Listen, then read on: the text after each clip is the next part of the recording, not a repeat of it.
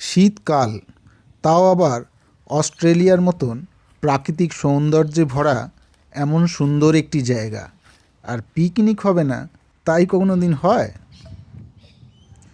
আমার আগের ভিডিওতে রয়্যাল ন্যাশনাল পার্কের মধ্যে অবস্থিত এই সুন্দর অডলি পার্কটা দেখিয়েছি। আজ আমরা এখানেতে কিভাবে পিকনিক করলাম সেটাই আমরা দেখাবো।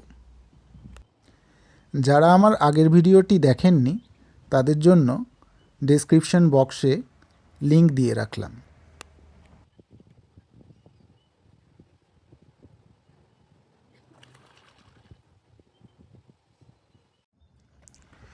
অস্ট্রেলিয়ার সিডনি শহর থেকে মাত্র 0.5 ঘন্টা 45 মিনিট ড্রাইভেই আপনি পৌঁছে যেতে পারেন এই সুন্দর অডলি পার্কটিতে।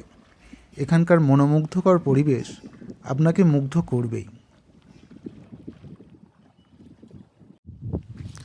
আমার আর আমার বন্ধুর দায়িত্ব পড়েছিল একটু সকাল সকাল এসে পিকনিক স্পটটা দখল রাখা।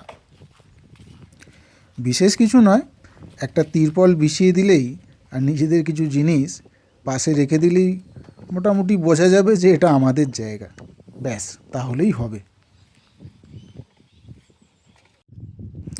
কিন্তু ব্যাপারটাকে একটা ক্যাম্পিং ফিল দেওয়ার জন্য আমার বন্ধু নিয়ে নিয়েছিল দুখানা টেন্ট।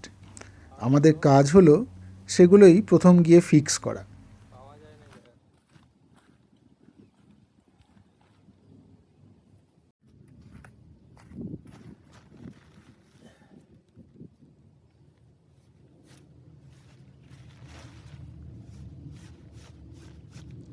জায়গাটা কিন্তু মোক্ষম পাওয়া গেছে, ফাঁকা এরিয়া।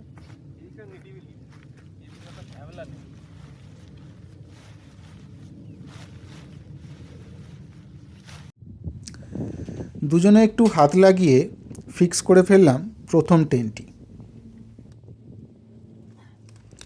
পেতে দিয়েছি কয়েকটি ক্যাম্পিং চেয়ারও।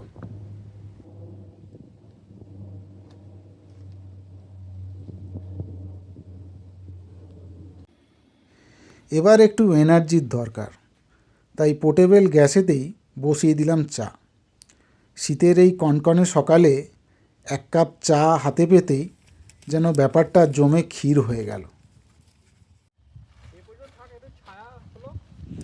এর মধ্যেই আমাদের দ্বিতীয় টেন্টটিও রেডি। দেখি একটু ভেতরে ঢুকে কেমন লাগছে। এটা লাগিয়ে তো লকটা করে দিতে গেলে তুই করে না। 1 সেকেন্ড। ওয়াও, দারুণ টেন্ট হয়ে গেছে।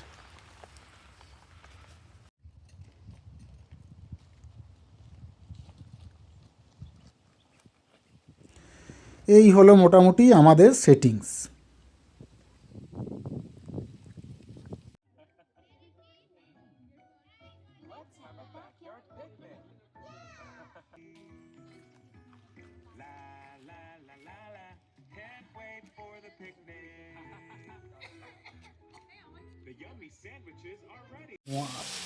এখানকার বেশিরভাগ পার্কেই ফ্রিতেই পাওয়া যায় এরকম বারবিকিউ ওভেন, শুধু সুইচটা অন করলেই হলো।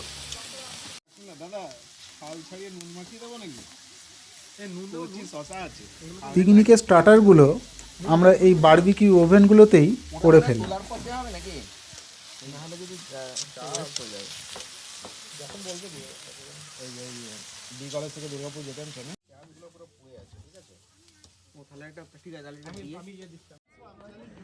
খাওয়া দাওয়া পর্ব মিটতে শুরু হলো বিভিন্ন রকমের অ্যাক্টিভিটি।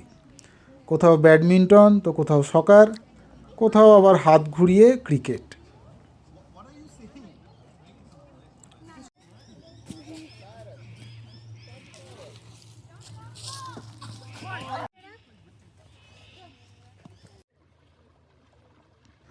অবশেষে এলো আমাদের বাড়ি ফেরার পালা।